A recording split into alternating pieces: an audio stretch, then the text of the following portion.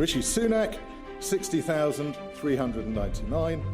Liz Truss, 81,326.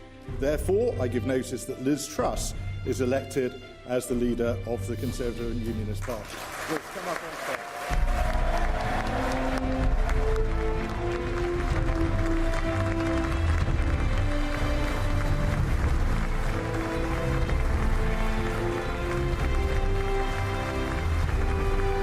It's an honour to be elected as leader of the Conservative and Unionist Party. I will deliver a bold plan to cut taxes and grow our economy.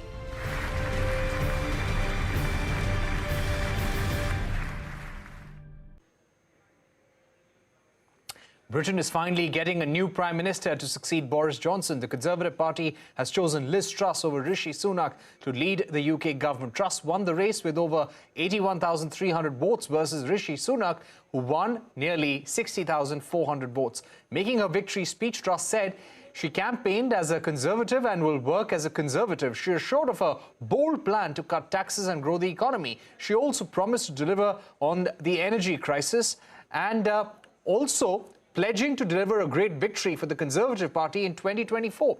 So what lies ahead for Liz Truss? How will UK's policies shape towards India and the prospects of a free trade deal by Diwali? What will UK's stance be towards Ukraine and Russia? And what does this really mean for Rishi Sunak's political career? Joining me now to take this forward, I'm joined by John Kampfner, Executive Director at Chatham House, Adam Drummond, Associate Director and Partner, Opinion Research. Also joining us are Nigel Fletcher, Political Historian at King's College London, and writer and columnist Farooq Dhondi. Adam, if I can begin with you. For the last few weeks, it had been clear that it is Liz Truss who is in the driver's seat and not Rishi Sunak. How did the polls and the mood within the Conservatives start changing towards Liz Truss? What went wrong for Rishi Sunak? Well, I think the interesting poll finding probably came out actually when MPs were still narrowing down the candidates to be Sunak versus Truss. So I think YouGov came out with a series of polls of Conservative Party members when MPs were still deciding which candidates to go through, showing Sunak losing fairly decisively to almost any of the other candidates by margins of sort of 55 to 45 or 60-40 or 70-30. So Sunak was always in this slightly strange position where he was doing very well among the MPs, but the party membership largely sort of turned against him. And I think they turned against him partly because his spring statements, so his sort of pre-budget announcements earlier in the year, committed to various sort of tax rises, which Conservative members really don't like. But also he was seen as fairly pivotal in bringing down Boris Johnson, who even amidst all of his scandals, Conservative Party members still quite liked Boris Johnson, and they still resented MPs who had a part in bringing him down. And Liz Truss was very clear to be upfront from the beginning that she was loyal to Johnson throughout. Right. Let me also get in John Kampfner at this point. John, what, according to you, will be her immediate priority in terms of reforms? She has said that she will turbocharge the economy, she'll deal with the energy crisis head-on, and also deal with the cost of living crisis.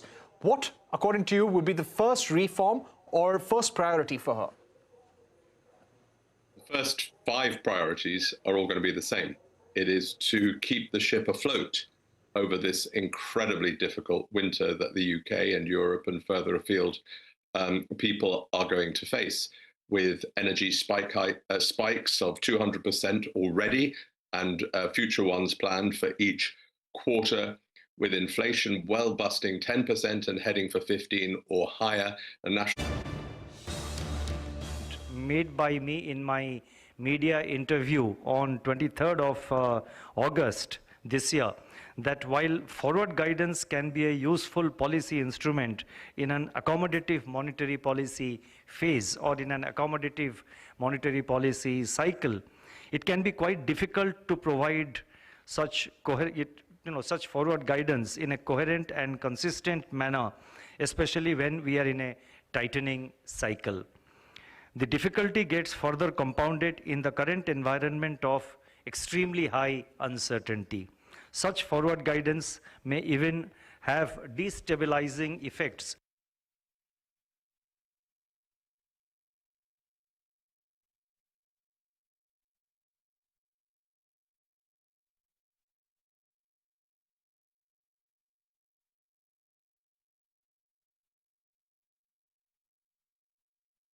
on financial markets, especially if the subsequent expectations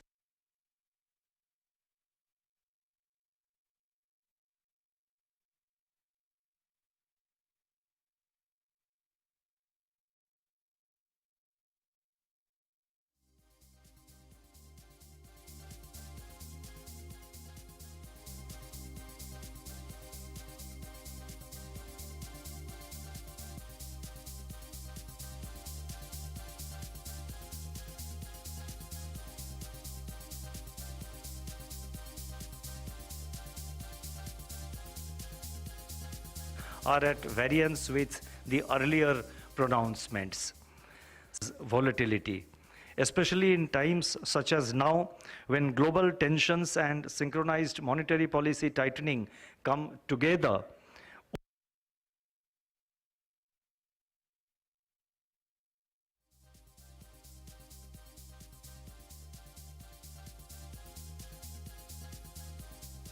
Overshooting often precedes subsequent realignment with the underlying fundamentals. So there are expectations build up and markets tend to overshoot, and then subsequently when the central bank policy actions are different,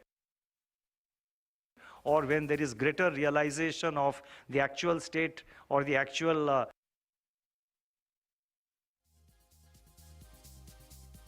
macroeconomic fundamentals, then of course the necessary correction takes place. So overshooting often happens in such difficult and such complex times. Hence it is useful to take stock of India's macroeconomic fundamentals and its buffers and assess them in the current and evolving conditions. I would like to highlight 6 points in this regard. First, India is widely perceived to be among the fastest growing major economies in the world in 2022, when the other major economies may actually be encountering recession or considerable moderation in their growth momentum.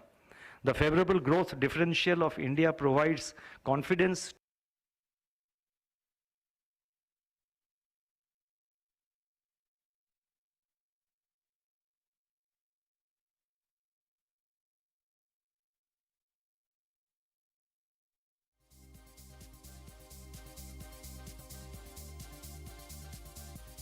reflected in the surge of portfolio inflows into India since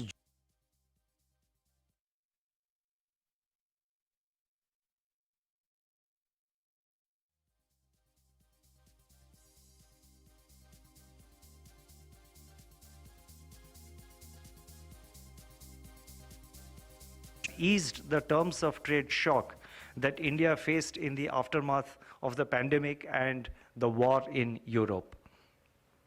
With the consequent easing of imported inflation pressures, India's C per barrel has turned out to be lower than what we had assumed for the full year. As you know, for the full year in our monetary policy, we have assumed $105 per barrel, and the average that we saw, the monthly average in August was $97.4 per barrel. And so therefore, that is another positive factor to be noticed. And in fact, India's inflation is currently lower than the number of partners. Third, the shift in the commodity price outlook is also altering the assessment of India's current account deficit in 2022-23, that is in the current year, which is now expected to remain well within sustainable levels.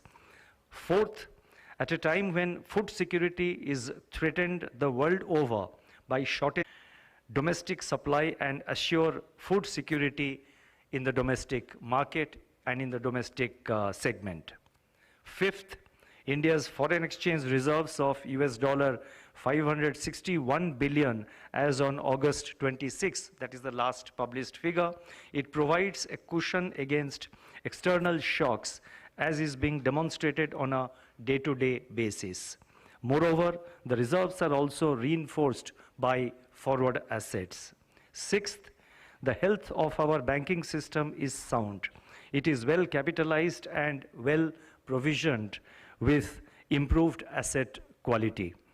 This constitutes a key pillar of financial stability and is expected to provide positive spillovers for the financial markets. So as you can see, if we are talking of the buffers, or if we are talking of the firewalls which protect our economy, or which add resilience to our economy, we have a six-sided buffer, or a six-sided resilience built around the Indian economy. And I think these are positives which every financial market participant, I think I would feel that it is necessary to keep in mind.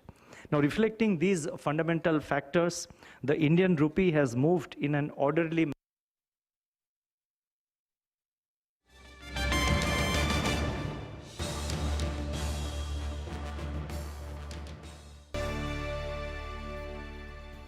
Welcome back. I am still in conversation with John Kampfner, Executive Director at Chatham House, Adam Drummond, Associate Director and Partner, Opinium Research, Nigel Fletcher, Political Historian at King's College London, and writer and columnist Farrukh Dhondy. Dr. Fletcher, if I can come to you, Liz Truss, her first foreign visit is set to be the United States for the UN General Assembly. What, according to you, will be the big priority for her? What would she like to achieve? Well, I think, as has been said before, her in-tray is fairly crowded with things on the domestic front, but also in international affairs. And I think she is lucky in a way that as Foreign Secretary, she has a bit of a head start. We sometimes have prime ministers coming to office who have quite a rude awakening in having to get up to speed on international affairs. She at least has the opportunity to draw on her experience as Foreign Secretary. I think she'll be wanting to ensure that the relationship with the United States remains as close as both sides always try to say that the UK and the US should be, the special relationship, although that phrase sometimes goes in and out of fashion. But I think Ukraine clearly is the major issue. She's been very hawkish on Russia. She's been at the forefront of putting in sanctions. And so I think she'll be very keen to burnish those credentials as a hawk on Russia in relation to Ukraine. You say her first visit will be to the UN. I think it's a fair bet that pretty soon after that, she will probably be going to Ukraine to meet President Zelensky. It's interesting that Boris Johnson had clearly a very good personal relationship there with President Zelensky, and I think Liz Truss will want to demonstrate that she has a similar personal relationship as well. Easier for her to do that, having been loyal to Boris Johnson. But of course, I think there's a whole range of other issues. It's been touched on before that in relation to relations with the European Union, she's going to face a number of issues there in relation to Northern Ireland and so on. But I think from her experience, we sometimes forget she is actually, although comparatively young, she is the longest serving member of the cabinet. She first joined the cabinet under David Cameron and has served in many positions in the cabinets of David Cameron and Theresa May and Boris Johnson. So she's a very experienced cabinet minister, but having been first International Trade Secretary and then Foreign Secretary, she does have that advantage. And so going to the UN in a few days' time, she's perhaps much better briefed than a lot of prime ministers would be. Right. That is right. She has a lot of diplomatic experience behind her. Farrukh Dhondy, when it comes to India, what will be her big approach?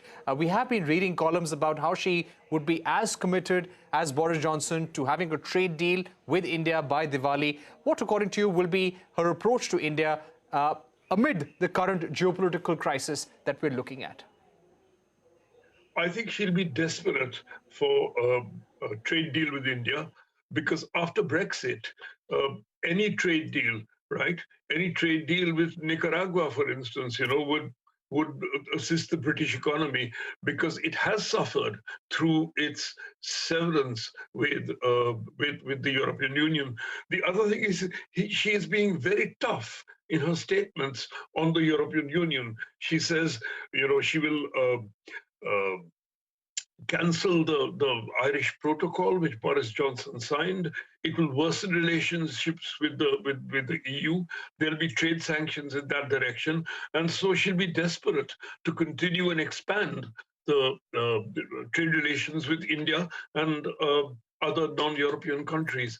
That's absolutely clear. So she won't only continue the policy, I think she'll make far-ranging concessions and mutual treaty agreements with India for trade.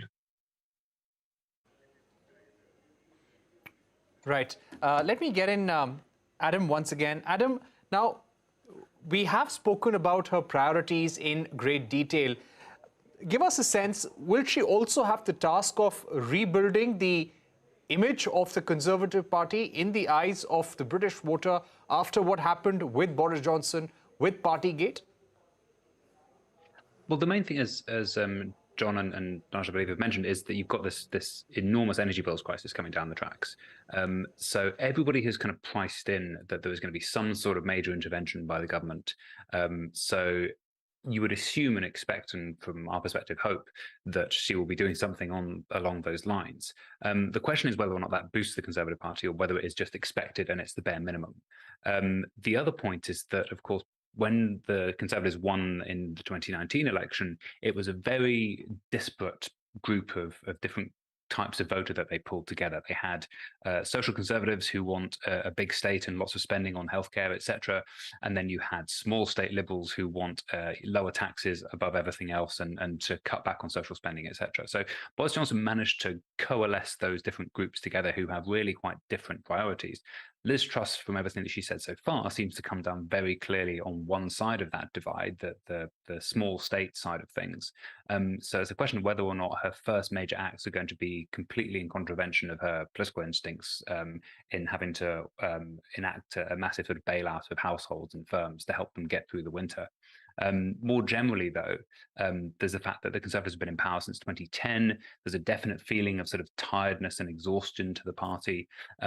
Maybe a new prime minister can bring a sense of energy to things, and essentially they do have sort of fresh ideas. But generally, sort of the sort of political pendulum and time is not really on their side.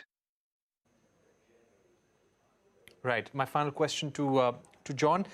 When it comes to China, what, according to you, will be her approach?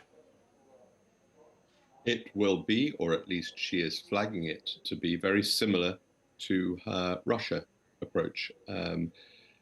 Previously, there was a thing called the Integrated Review, which was the security and defense review that the British government's come up with every 5 years.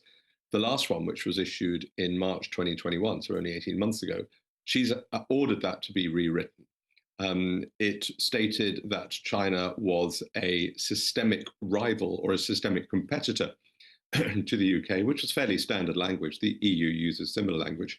She wants to call it now an acute threat, putting it on the same level. Now, this is with Russia. Now, this is, of course, rhetoric. And there's only the Brits are very good at hubris and at hyping their role in the world. And for me, one of the really important signs of a country growing up is a country that knows exactly where it is. And so the Brits have only got a certain amount of traction with China. They should definitely, they will be folding very much behind the United States and now Australia and Japan as part of the AUKUS deal in their Indo-Pacific area. But it will be a much more confrontational one. It will much more be a friend or foe. A goodies and baddies, dictatorships and democracies one. And that brings us really interestingly back to the India question, because India is absolutely pivotal to the UK. It is now culturally, it is in terms of having jettisoned our near neighbours as our closest friends, otherwise known as the Europeans. The British are now scratching around looking for who they can have alliances with. And that is predominantly dusting down the Commonwealth. And yet at the United Nations General Assembly, when there was the vote on Russia and Ukraine, pivotal Commonwealth countries led by India and South Africa did not take the view of unequivocal support for Ukraine. They very much hedged their bets. India at the same time has a very fractious and difficult relationship with China. So it will be absolutely, as Farouk said earlier, she will go hell for leather to sign a trade deal with India. Whether or not it's good for British business is moot, because I think the Brits will compromise in order to get it over the line in time for Diwali. But they will do pretty much anything and everything to keep India and other Commonwealth states as close as possible. All right, we leave it there for the moment, but thank you very much, John Kampfner, Farrukh Dhondi, Adam Drummond and Dr. Nigel Fletcher for joining us here on Global Eye, explaining to the Indian audience the ramifications of this Conservative Party vote in the UK and the appointment of Liz Truss as the next Prime Minister. Thank you for watching. Goodbye.